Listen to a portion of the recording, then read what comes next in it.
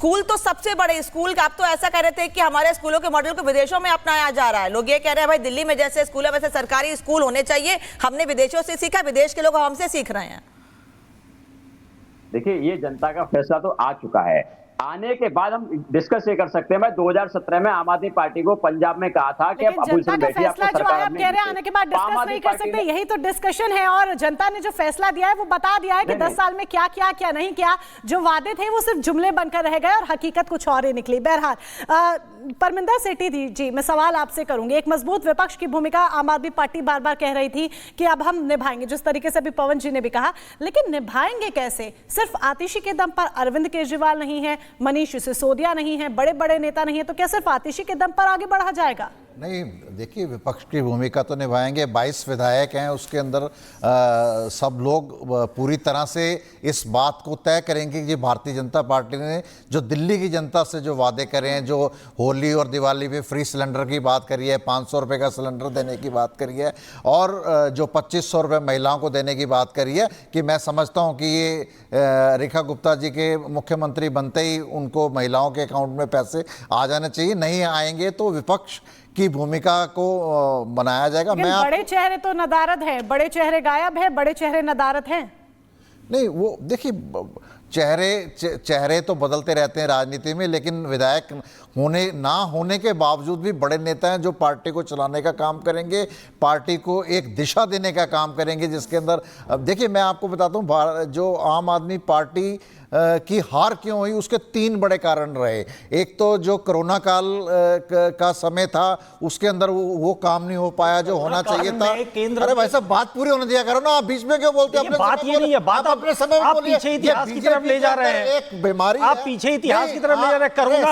Corona अब कहां से? पूरी दिल्ली नरक बनी पड़ी हुई है। आप कोरोना आपका समय में, कोरोना में आपने क्या किया था वो सब ये आप पत्रकार हैं या बीजेपी के प्रवक्ता हैं? आपकी जिम्मेदारी, आप प्रवक्ता हैं बीजेपी के? प्रवक्ता इसमें बात नहीं, तो आप मेरी बात क्यों नहीं पूरी देना चाह रहे हैं?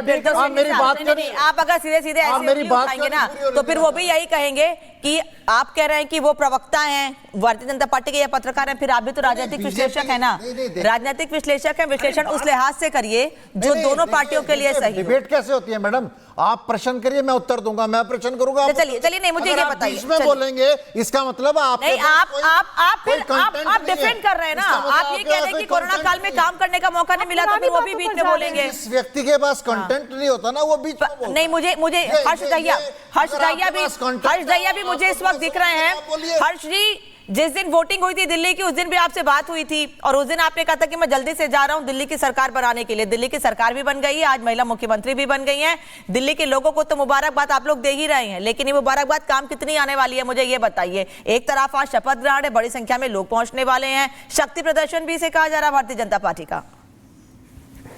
देखिए, आपने बड़ा सही बात कही कि उस दिन मैं निकला था वोट देने के लिए और मेरा जो भाजपा को वोट है वो काम आया। बता दिया जल्दी स्टूडियो से इसीलिए गया था ताकि भाजपा को वोट दे सके और दिल्ली में डबल इंजन की सरकार बना सकें। और साथ ही साथ मेरे को यह भी याद है, जब महाराष्ट्र इलेक्शन के रिजल्ट आए तब मैंने ये भी कहा था अब इंडियन पॉलिटिक्स विमेन सेंट्रिक होने वाली है। जिस तरीके से महाराष्ट्र में जो लाडली बहना योजना या लाड़की बहना योजना जिसे वहां पे कहते हैं वो काम आई, जिससे सरकार बनी, तो उससे एक बात स्पष्ट हो गई थी कि देश की हर राजनीतिक पार्टी देश के हर राज्य में अब विमेन सेंट्रिक स्कीम्स ऑफर करेगी। और उसका परिणाम हमने दिल्ली में भी देखा। दिल्ली में विमेन टर्नआउट ज्यादा था और विमेन टर्नआउट की वजह से ही भाजपा को इतनी प्रचंड बहुमत मिली। तो बड़ी स्वाभाविक सी बात थी कि किसी महिला को चीफ मिनिस्टर बनाया जाएगा। और ये देखिए, ये पहली बार है कि जिनका नाम चला उनको चीफ मिनिस्टर बनाया गया। रेखा गुप्ता जी का पहला नाम था जो चर्चाओं में आया कि सबसे ज्यादा प्रबल दावेदार अगर अभी कोई है तो वो रेखा नहीं, लेकिन मोनिका नाम तो प्रवेश वर्मा का भी आया था। हाँ। लेकिन प्रवेश वर्मा को तो आउट कर दिया गया ना। सपने तो वो खूब देख रहे थे लेकिन आउट कर दिया गया और रेखा गुप्ता का नाम फिलहाल आगे है। चलिए, इस पर आगे भी हम चर्चा करेंगे, लेकिन जिन रेखा गुप्ता की हम बात कर रहे हैं उनके घर के बाहर जमकर जश्न हो रहा है। लोमस लगातार तस्वीरें दिखा रहे हैं। लोमस, ओवर टू यू। बिल्कुल, आप देख सकते हैं रेखा गुप्ता के घर के बाहर हम मौजूद हैं और यहाँ जश्न का माहौल है। जो उनसे मिलने के लिए आ रहा है और सबके हाथ में गुलदस्ते हैं और यहाँ पर देखिए अलग ही माहौल है। सभी लोग जितने भी उनके चाहने वाले हैं वो पहुंचे हुए हैं। देखिए गेट पे भी कुछ लोग खड़े हैं और सभी के हाथ में एक एक करके देखे। मैं अपने है लोमस, किस तरह की तस्वीर आप वहां पर देख पा रहे हैं, क्योंकि काउंटडाउन शुरू हो चुका है। कुछ ही देर में 12:35 पर रेखा गुप्ता शपथ लेंगी। वहां पर किस तरह की तस्वीर उनके घर के बाहर?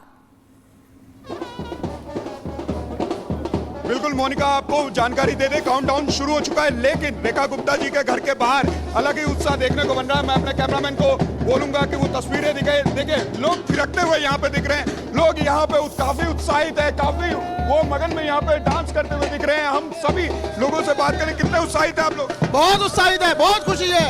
हमारे शालीमार बाग विधानसभा को खुशी है, हमारी बहन रेखा गुप्ता जीती है, इसलिए हमें खुशी की लहर है हमारी और विकास की खुशी है हमें। दिल्ली को महिला मुख्यमंत्री मिली है, काफी विकास की बात रेखा गुप्ता ने खुद कही है। क्या लगता है आपको, विकास होगा? विकास होगा, गरीब का, युवा का, अन्नदाता का, नारी का। जो सड़कों की समस्याएं थी सारी समाप्त होंगी, पानी की समस्या समाप्त होंगी, बिजली की पूरी व्यवस्था रहेगी। जो संकल्प मोदी जी ने लिए हैं वो सारे पूरे होंगे। दिल्ली के अंदर जो शराब के ठेके चल रहे थे, जिन लोगों ने भ्रष्टाचार किया वो सारे जेल जाएंगे और अब हमारी जो शराब की सारी। कितना विकास होगा दिल्ली का, क्या लगता है? दिल्ली को महिला मुख्यमंत्री मिल गई है जी। ये पहली बार है यहाँ पे शालीमार बाग से, दूसरी बार हमारे यहाँ पे सीएम बनी हुई है और ये बहुत खुशी की बात है। सारे कार्यकर्ता यहाँ पे बहुत खुश हैं। बिल्कुल, यहाँ पे देख सकते हैं उत्साह अलग है। यहाँ पे लोग मिलने के लिए लगातार पहुंच रहे हैं। लोगों के हाथ में गुलदस्ता है। यहाँ पे देखिए रेखा गुप्ता जी के यहाँ पे जो उनसे मिलने के लिए पहुंच रहे हैं, सभी के हाथ में गुलदस्ता। कितना उत्साह। तो देख रहे हैं कि किस तरीके से जो कार्यकर्ताओं का जोश है वो यहाँ पर हाई दिखाई दे रहा है। ढोल नगाड़ों के साथ कार्यकर्ता यहाँ जो उद्घोषक हैं वो घोषणा करेंगे, दूसरी तरफ प्रधानमंत्री बोलेंगे और राजनिवास दिल्ली लिखा हुआ जो एक मेन जो डैश है यहाँ पर नजर आता है। और उसके बाद चलिए हम सीधे चलते हैं अनामिका के पास, देखते हैं कि उनके पास क्या नई जानकारी है। अनामिका। तो विवेक तस्वीर दिखा रहे हैं आपको मंच की, जहां पर मंच पे जो तैयारियां हैं वो पूरी हो चुकी है। प्रदेश अध्यक्ष वीरेंद्र सचदेवा जिनके अध्यक्षता में, जिनकी मौजूदगी में पूरा का पूरा कार्यक्रम ऑर्गेनाइज करवाया गया है। इस वक्त मेरी भी मौजूदगी रामलीला ग्राउंड में है और मौसम आज बीजेपी का बहुत साथ दे रहा है, क्योंकि कल धूप बहुत ज्यादा तेज थी। आज वेदर ऐसा है जहां पर लोग मैदान में बैठे हुए हैं। और बड़ी बात यहाँ पर यह है कि जब यमुना की सफाई का जिक्र हम करते हैं तो दिल्ली चुनाव में ये बहुत बड़ा मुद्दा रहा। आम आदमी पार्टी को घेरने का पूरा प्रयास किया बीजेपी ने और जनता को भी ये लगा कि जब भी पूजा करने जाओ यमुना में, छठ मनाने जाओ या कोई भी त्योहार मनाने के लिए जाओ तो सिर्फ झाग ही झाग गंदगी दिखती थी। और शायद यही वजह कि बीजेपी ने जिस तरीके से बड़ा ऐलान किया, घोषणा पत्र में यमुना की सफाई को बड़ा मुद्दा बनाया। चुनाव जीतने के बाद, सरकार के गठन के बाद, शपथ ग्रहण के बाद पूरी कैबिनेट का यमुना के किनारे जाना ये दर्शाता है कि सरकार ने स्पष्ट संकेत दे दिया है कि हमने जो वादे किए थे वो महज जुमले नहीं थे, वो घोषणा थी हमारी ओर से, संकल्प था हमारी ओर से। संकल्प को पूरा करने के लिए प्रतिबद्ध है बीजेपी। और तस्वीर दिखा दूं मैं आपको रामलीला ग्राउंड की। देखिए यहाँ पर जो ग्राउंड है धीरे धीरे अब भरने लगा है। हालांकि मुझे ज्यादा खुशी महिलाओं के चेहरे पर दिखाई दे रही है। एक तो दिल्ली में 27 साल के बाद बीजेपी सरकार बनाने जा रही है, सियासी वनवास जो था वो खत्म होने वाला है और इसी के साथ साथ महिला मुख्यमंत्री का मिलना ये भी महिलाओं के चेहरे पर खुशी ला रहा है। क्योंकि आपको याद होगा जब घोषणा पत्र जारी किया गया आम आदमी पार्टी की ओर से तो उसको काउंटर करते हुए बीजेपी की ओर से एक बड़ा वादा किया गया 2500 रुपए की धनराशि महिलाओं को देने को लेकर के और भी बहुत सारे बड़े ऐलान किए गए हैं अनामिका। और यही कह रही है रेखा गुप्ता जब रिपब्लिक भारत ने उनसे बातचीत की कि जो भी ऐलान किए गए हैं सभी ऐलान पूरे किए जाएंगे। लेकिन पवन शर्मा जी, ऐलान तो आप लोग ने भी बहुत किए थे, ये माने कि जनता भरोसा नहीं कर पाई क्योंकि 10 सालों में जो वादे किए गए वो तो पूरे किए नहीं गए, इसलिए अब जनता को लगा रहे छोड़िए इन लोगों को, जो वादे करते रहे पूरे तो किए नहीं। और सबसे बड़ी बात यह जिस आधार पर पार्टी बनी, भ्रष्टाचार विरोधी, इस पर बड़े दाव लगाए गए, बड़ी बातें कही गई। उन्हीं आरोप में फंस गए पार्टी के बड़े नेता और मंत्री, खुद मुख्यमंत्री भी। देखिए, सबसे पहले तो लोकतंत्र में जनता का जो भरोसा है, जनता का जनादेश है, वो एक तरफ की बात है, सबसे बड़ा होता है। और आम आदमी पार्टी को जब जब जनता ने जो जिम्मेदारी दी है, आम आदमी पार्टी ने उसको पूरी तरह से अच्छे से निभाया, चाहे पंजाब में हो, दिल्ली में हो। 10 साल में राष्ट्रीय पार्टी बनाना आम आदमी पार्टी को सिर्फ जनता का भरोसा, प्यार की वजह से आम आदमी पार्टी राष्ट्रीय पार्टी बनी है। 10 साल में फास्टेस्ट पार्टी जो अब तक बन पाई है, ये एक बात। दूसरा, जो जिम्मेदारी दी, चाहे स्कूल की जिम्मेदारी दी, चाहे अस्पताल की जिम्मेदारी दी, उसको आम आदमी पार्टी ने अच्छी तरह से निभाया है। लेकिन जनता का जो आदेश था, भाई जनता ने हमको 10 साल में सरकार दी, भाई जनता ने कहा आप आप सरकार चला के दिखाओ, सरकार चला के दिखा दी। जनता ने कहा अब दूसरी पार्टी को मौका देना है, आप अपोजिशन की भूमिका निभाओ, हम उसको स्वीकार है। निभाया तो भरोसा क्यों नहीं?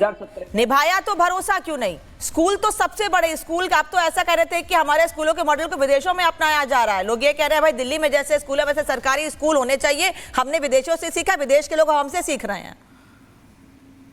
देखिए ये जनता का फैसला तो आ चुका है।